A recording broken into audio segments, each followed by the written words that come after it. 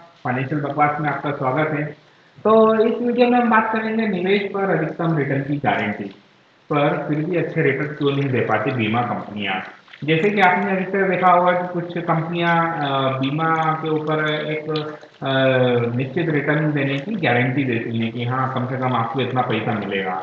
तो return guaranteed highest NAV but why insurance company not give best return. इस बारे में आपने बहुत ही कम सोचा होगा। तो सबसे पहले आपसे एक सवाल पूछता हूँ कि जब आप ऐसे किसी विज्ञापन को देखते हैं जो कि यूनिट लिंक्ड बीमा योजना निवेश यानी कि यूलिप पर आधार अधिकतम रिटर्न की गारंटी देता है, तो अधिकतम शुद्ध परिसंपत्ति मूल्य यानी कि एनएवी पर, और हमने से अधिकतर यही सोचते हैं कि अधिक से अधिक रिटर्न अपने निवेश पर हमें मिलेगा, वो भी बिना जोखिम के। पर जैसा कि आप सब जानते हैं कि कुछ भी फ्री में नहीं मिलता है। किसी भी वित्तीय उत्पाद को देख लो जो कि अधिकतम रिटर्न की गारंटी देते हैं, तो पता चलेगा कि लंबी अवधि में 6% से 15% तक का ही रिटर्न मिल रहा है। और अगर लगभग 30% और घटा दिया जाए जो कि बीमा कंपनियां शुरू के नाम पर लेती हैं, फंड जैसे कि fund management charges, office charges और बहुत तरीके के चार्जेस होते हैं, तो ये गारंटेड रिटर्न एकदम से कम दिखने लगता है।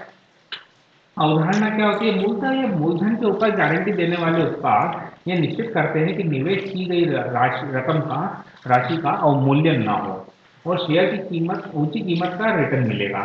तो ये सोचना गलत है कि बिना जोखिम के सेंसेक्स आधारित रिटर्न आपको मिलने वाले हैं।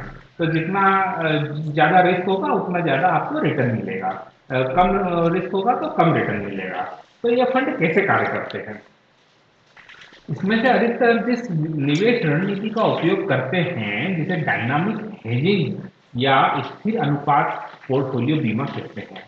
तो इसके अंतर्गत फंड प्रबंधक यानी फंड मैनेजर कंटिन्यूस इन्वेस्टमेंट को अपना जो इन्वेस्टमेंट है वो कंटिन्यूसली निरंतर डेट और इक्विटी निवेश वर्गों के बीच में आवंटित करते रहते हैं, जिससे पहले की अधिकतम एनएवी के प्रति निश्चिंतता रहे। पहले ही वर्ष में अगर आपके निवेश को डेब्ट और इक्विटी के मध्य इस तरीके से आवंटित कर दिया जाता है जिससे कम से कम गारंटेड एनएवी जो कि 10 रुपया होती है वे 10 वर्षों के बाद भी मिल सके। अगले वर्षों में अगर शेयर बाजार गिरने लगता है तो आपके निवेशित रकम का भाग डेब्ट में निवेशित कर दिया जाता है, यानी कि शेयर मार्केट अगर क्रैश हो रहा है तो शेयर मार्केट से पैसा देकर और गवर्नमेंट सिक्योरिटीज बॉन्ड्स में या एफडीज में इन्वेस्ट कर दिया जाता है, जिससे निवेशित रकम उतनी ही बनी रहे। और जब शेयर बाजार वापस से अच्छी स्थिति की ओर आने लगता है तो आप हमेशा देखते होंगे कि एनएवी बढ़ने लगती है। तो अगर आप मान लिया जाए कि एक साल बाद एनएवी 17 रुपये है पर शेयर बाजार 15% नीचे आ चुका है, तो फंड प्रबंधक यानी फंड मैनेजर अधिकतम रिटर्न की सुरक्षा के लिए इक्विटी बेचकर बॉन्ड खरीद लेंगे, यानी कि डेब्ट में चले जाएंगे। अगर बाजार में कोई बहुत ज्यादा उतार चढ़ाव नहीं है तो इस तरीके के उत्पादों में कुछ खास बदलाव नहीं होते हैं, क्योंकि एनएवी बहुत ही कम ऊपर या नीचे होती है। जब भी बाजार गिरते हैं तो आपका निवेशित रकम का हिस्सा डेब्ट में बढ़ता जाता है, और जब बाजार में वापस से उछाल आता है तो वह हिस्सा वापस से इक्विटी में निवेश नहीं हो पाता है।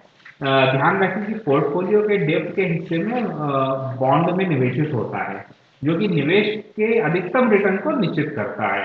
तो लंबी अवधि में आपके पोर्टफोलियो में इक्विटी का हिस्सा बहुत कम और डेब्ट फंड में ज्यादा हो जाता है। अधिक लागत तो इन उत्पादों के गारंटीड रिटर्न ही इन्हें बाजार में सबसे ज्यादा महंगा कर देता है। एक बात और, गारंटीड रिटर्न के लिए कुछ शुल्क भी लगा दिए गए हैं जो कि अभी अभी प्रत्यारोपित किए गए हैं, यानी कि नए शुल्क अभी लगाए गए हैं, चार्जेस। तो आपको हर वर्ष गारंटी का शुल्क देना होगा जो कि फंड प्रबंधन फीस से अलग होता है। आईसीआईसीआई पहले 7 वर्षों के अधिकतम एनएवी की निवेश पर रिटर्न की गारंटी देता है और 1.35% फंड प्रबंधक शुल्क के ऊपर वो 0.10% शुल्क लेता है। क्या हुआ? अरे आपके रिटर्न में 3% कम हो गया, 15% रिटर्न का मतलब हुआ कि 12% नहीं। तो यही योजना है, एक तरह से निवेश उत्पाद ही है, यानी कि इन्वेस्टमेंट इंस्ट्रूमेंट। केवल बीमा योजनाओं का तो छंदोबेद भरा हुआ है। So it's like a duplicate. They are just providing you some other services behind the insurance. तो प्रीमियम की अधिकतम 5 गुना बीमित राशि होगी। 50,000 के रुपए के प्रीमियम पर अधिकतम बीमित राशि होगी 2.5 लाख रुपया। और इसी तरह की अधिकतर योजनाएं मात्र 10 वर्ष की अवधि तक ही रहती हैं। तो सेवानिवृत्ति तक बीमा आम आदमी के लिए बहुत ही महत्वपूर्ण है। अब शाहरुख खान और सचिन तेंदुलकर से भी ज्यादा जिन्हें बीमा की ज्यादा सख्त जरूरत है। तो 10 वर्ष की अवधि के लिए केवल 2.5 लाख रुपए की बीमित राशि के साथ मात्र एक निवेश उत्पाद है जो कि बीमा योजना के नाम पर बेचा जाता है। अब आप बात करेंगे क्या इसे खरीदना चाहिए। तो गारंटी वाले निवेश उत्पाद केवल उन निवेशकों के लिए होते हैं जो कि अपने मूलधन को जोखिम में नहीं डालना चाहते हैं, लेकिन इक्विटी में निवेश करने से डरते हैं और उससे ज्यादा रिटर्न की उम्मीद करते हैं। अगर आप सेंसेक्स आधारित रिटर्न चाहते हैं, यानी कि शेयर बाजार का रिटर्न चाहते हैं, वो भी बिना जोखिम के, तो भाई साहब आप सोच में आइए, ऐसा कोई भी इंस्ट्रूमेंट बाजार में उपलब्ध नहीं है, ऐसा कोई वित्तीय उत्पाद बाजार में उपलब्ध नहीं है। अगर आप इक्विटी में निवेश करने का जोखिम ले सकते हैं तो और 10 साल तक निवेशित रख सकते हैं, तो इंडेक्स फंड में निवेश कीजिए जो कि सेंसेक्स और निफ्टी के अच्छे प्रदर्शन पर आपको लाभ देगा।